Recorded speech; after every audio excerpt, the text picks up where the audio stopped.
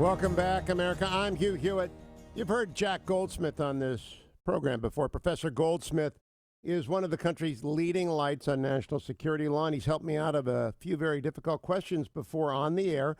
He's, of course, at Harvard Law School, formerly the Assistant Attorney General for the Office of Legal Counsel, officially known as the biggest brain in the government. But he's very humble, very smart. And so when his book arrived in Hoffa's Shadow, I said to myself, what in the world is this about? And I started to read it, and I couldn't put it down. And it is an amazing book, and I've been tweeting about it for 2 months, and Jack Goldsmith joins me now. Congratulations, Jack. This is a book I think everybody wishes they could write, a book that will be read for decades. Well, thank you, Hugh, for saying that. Thank you for having me on, and I would be very happy if that were true. It was a very difficult book to write, so thank you. Let's start there. I think it's remarkably raw. It is not a book I am capable of writing about anyone in my own life because I do not disclose. How long did it take you to summon the courage to do self-disclosure on this level? Well, the book itself took 7 years of research and writing and thinking, and I thought about it for about 6 years before that. So I would say over a decade of thinking. And, of course, in the writing, one thing led to another, and I ended up saying and talking about a lot more than I planned to. In Hoffa's Shadow is in bookstores now. It's at Amazon.com. My buddy Ron Fournier is a Detroit guy. I told him he's going to love every minute of this because Hoffa's a Detroit guy. But I think, Jack, I'm 63, so Hoffa was in the background of my life, maybe in the way that it is for anyone who's 55 and older. Have you found that to be the case at the book festivals you've been at? Everyone kind of remembers Hoffa? Certainly everyone my age, 57 and older, has him in some recess in their mind. And the older one gets, the more prominent he becomes, because in the 50s and 60s, and he was just one of the most famous people in the country, and of course his disappearance in the 70s was a national sensation. I also want people to know, if you've seen The Godfather, I'm about to talk to you about Chucky O'Brien. Chucky O'Brien is played in The Godfather by Mario Puzo's character, Tom Hagen. And Chucky O'Brien is Tom Hagen. Am I right about that, Jack Goldsmith? You're right that Mario Puzo based the character of Tom Hagen on Chucky O'Brien. He said that to a reporter a few weeks after the book was published. And so what is it like? When did you first realize that your stepfather was Tom Hagen from The Godfather? I didn't figure that out until I was writing the book. I came across this interview with Puzo, and I was very surprised because Chucky was very, very close to Hoffa. He was always at his side, and he was carrying his briefcase and always whispering in his ear. So it's understandable that Puzo thought that someone like Hagen could be based on Chucky, but in fact, Chucky didn't play a consigliere role the way that Tom Hagen did for The Godfather. Well, there's a line in The Godfather, you're not a wartime consigliere, and he's dismissed. And I can't imagine Chucky O'Brien, the very touching portrait you draw of him. I mean, it's truly a loving portrait, but it's also searingly honest that he was capable of violence. And I think that's what the rap on Hagen was, right? The rap on Hagen, I suppose, is that he was not capable of dealing with a truly violent war. Chucky himself had spurts of violence in his life. He wasn't a killer to the best of my knowledge, but he had spurts of violence in his life, and he performed for Hoffa some rough-up assignments. Okay, page 248. The core commitment in Chucky's life was loyalty. I wrote that. I got so many notes on your book, and Hoffa's Shadow is completely dog-eared. Core commitment, loyalty, and that means omerta. Would you explain that to people? Sure. In the Italian syndicate, one of the core, maybe the core principle, is a principle of honor called omerta. And that is basically the code of silence, that you don't speak about things publicly that you're not supposed to speak about. Chucky himself was not a made man. He was not a member of the mafia because he was half Irish in addition to being half Sicilian. But he was raised with what he called Sicilian values, and he absorbed them at a very young age. And this idea of loyalty and silence really, in ways I didn't appreciate until I wrote the book and spent years talking to him, really ordered his life right up until he's still with us, but right up until the very end of our conversations. It's remarkable. He said early on, this is early in the page, I think it's page 46. My mother had a grandfather and an uncle, and they were old time mustache guys. I'd never heard that term until I read In Hoffa's Shadow. Can you explain what a mustache guy is? Well, the usual phrase is a mustache Pete, and that's the phrase that's sometimes used. He would just that was just his name for the old timers, the people who came over from the people who came over from Sicily, and who were the early leaders of Italian organized crime at the turn of the century through the 1920s. He also called them short coats because he said they were all short and had short coats. Yeah, some of them came from Philly too, but we'll leave that aside. Back to the back of the book, the two biggest investigations in the 70s by the FBI, which I did not realize until it was put right in front of me in Hoffa's Shadow, Hoffa and Hearst. To be the biggest investigation, what does that mean in terms of resources, Jack Goldsmith?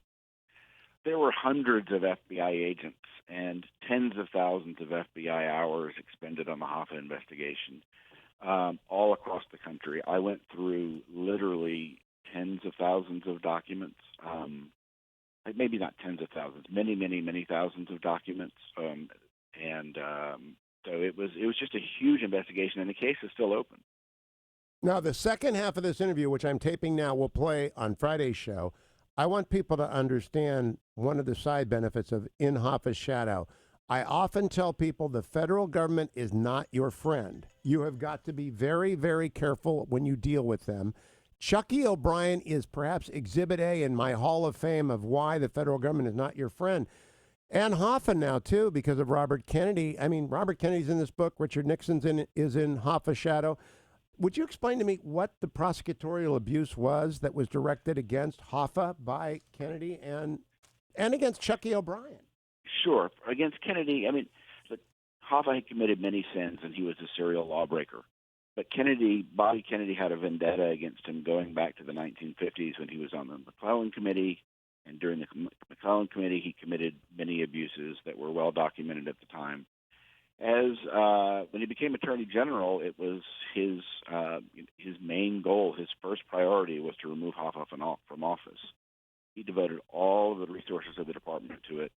In what was basically still today the paradigmatic example of prosecutorial excess.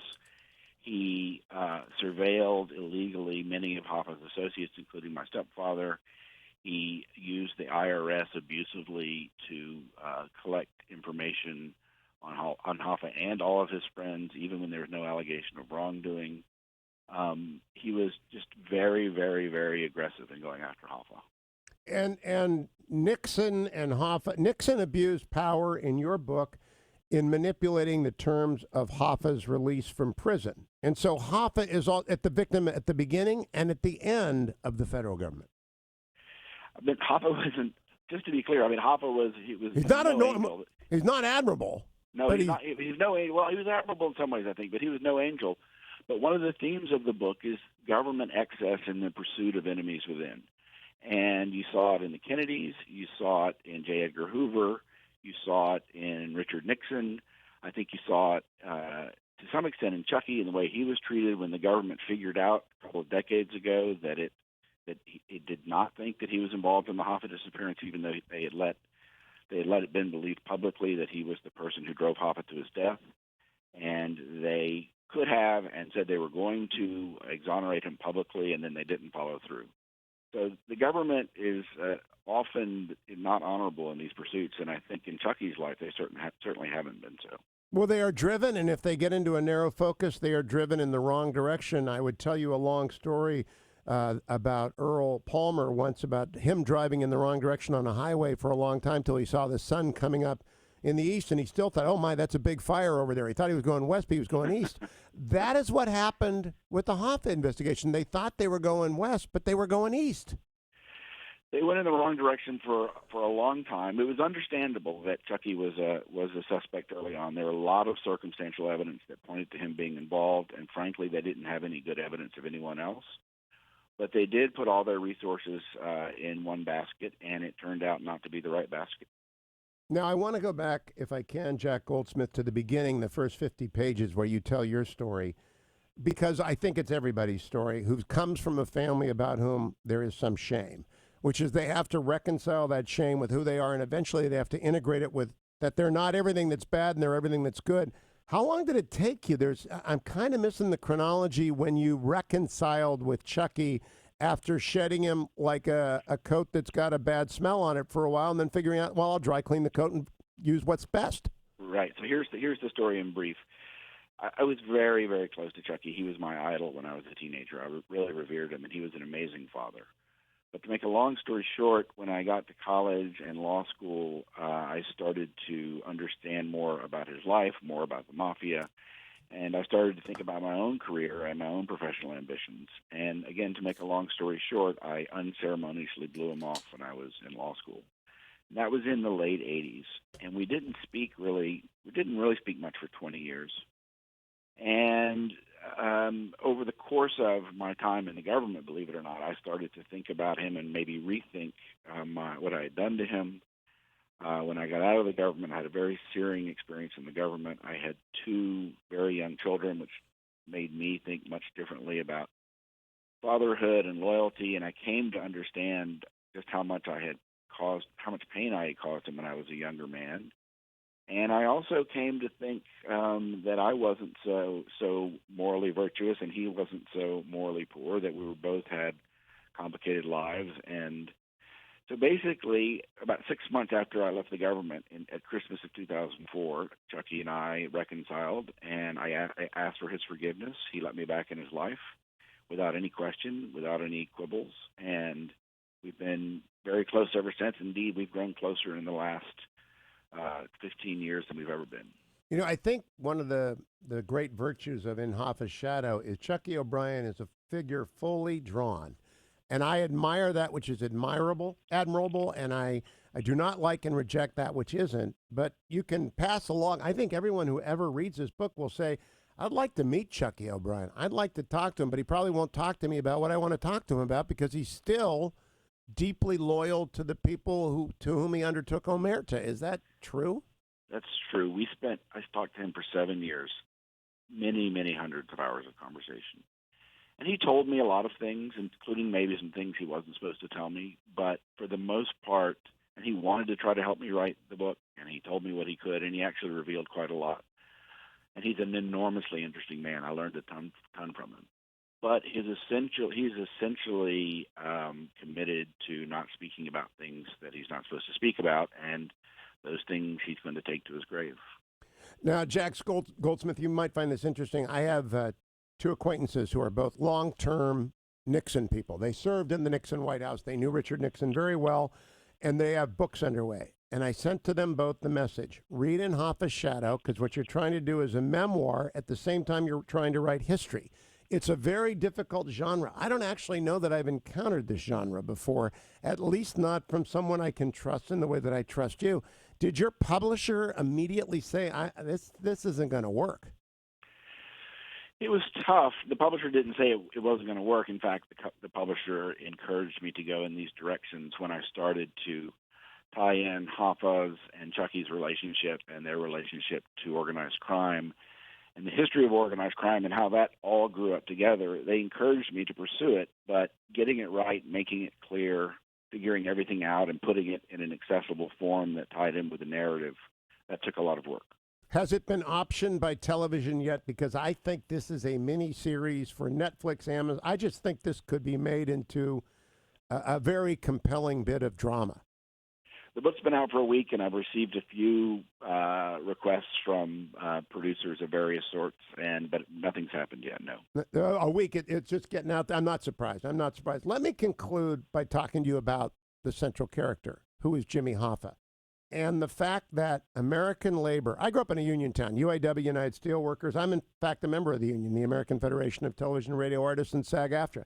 And so I know unions. I know their good parts. I don't like public employee unions. I greatly admire private sector unions for what they did for the working man. How central, just straight question, how central to organized labor was Jimmy Hoffa? He was absolutely central in the 1950s and 1960s. He was the most powerful labor leader in the country, leading the most powerful union, but he was also on the outs with the rest of establishment labor, so to speak, and that was a tragedy for organized labor, I think. And is it fair to say he did whatever he thought he had to do to benefit the working man? He did. He was completely amoral. He would do business with anyone on any terms if it brought him an advantage that would help him to help his union and the members. And he was enormously popular with his union members because he brought home the bacon to them in a big way. Where did that commitment come from? It's the central question of Hoffa, the central question of his character. Why was he so committed? And originally it's the driver, but the Teamsters organize everywhere. Why was he so committed to these people? He grew up in the union. When he was still a teenager, there was a famous event when he was working at Kroger's, and he and some older men, basically, they were being treated absolutely horrible by the foreman. This was the 1930s in Detroit, when if you even breathed union, you would be fired and never be able to get a job again. But he was being treated so abusively that he famously organized a walkout at a time that put economic pressure on Kroger's, and Kroger's folded even at the time when unions were so unpopular. And from that moment on, I think he realized that he had a real identity with the worker. He also grew up and saw terrible poverty, and he experienced the really just hard to fathom poverty of the workers in Detroit when he was a young man. And he, from a very early time, he just had it in his disposition that the worker was being abused by management and by the state, and he made it his cause to change that, and he used whatever tools he could to do so. You know, President Grant said he did not read many biographies because they did not tell you about the boy, and he said famously, "Tell me about the boy and I will know the man." I think when you tell us about Hoffa's childhood, we get to know the man, and I think when you tell us about Chucky O'Brien's childhood, we get to know the man. My question is about two movies as we wrap this up. The first one is Russell Crowe, Cinderella Man. The working man in the Depression era, they had nothing and no one. They had no leverage. It was really Darwinian. It was Darwinian, and that's the world that Hoffa grew up in, and he came to view the world through a social Darwinist lens. He said that life was a jungle, and if you don't kill, you will be killed, and that was basically the attitude he took towards everything. And then the second movie is Jack Nicholson as Hoffa. I have resisted watching it until I was finished and talked to you on the air about it. Now I'm going to watch it again. Did it do a good job? It opens with Jack Nicholson waiting for the fateful meeting that we don't know if it happened or not. We don't know what happened, but do you think that's a good movie? I mean, it's a good movie in its own terms. It's an interesting movie. It's not true to life at all. But Danny DeVito is the composite character that's based on Chucky, but in that movie. But the movie really, it takes so many. It departs from what actually happened so many times that if you care about what actually happened to Hoffa and what actually happened with him being killed, it doesn't do a good job of that. It does a good job of explaining the world in which Hoffa grew up.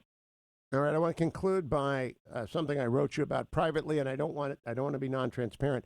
The double cross of the government of your stepfather is a lesson for everyone.